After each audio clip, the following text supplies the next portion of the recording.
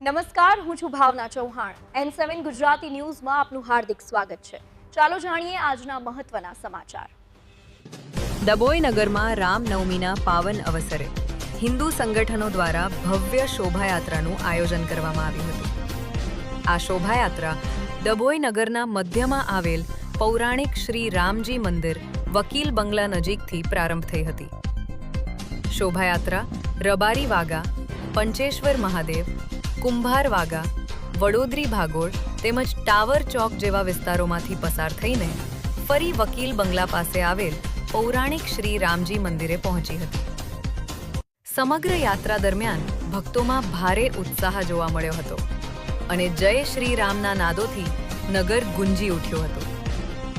શોભાયાત્રાના સમાપન પ્રસંગે મંદિરમાં આરતીનું આયોજન કરવામાં આવ્યું હતું, જેમાં મોટી સંખ્યામાં ભક્તોએ હાજરી આપી હતી.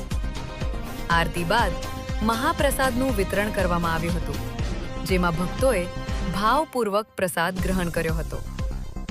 આ આયોજનથી નગરમાં ધાર્મિક માહોલ છવાઈ ગયો હતો અને ભક્તિભાવ સાથે રામનવમીનો પર્વ ઉજવાયો હતો. આ હતા અત્યાર સુધીના મહત્વના સમાચાર. તો આવા જ સમાચાર જોવા માટે જોડાયેલા રહો અમારી સાથે. નમસ્કાર.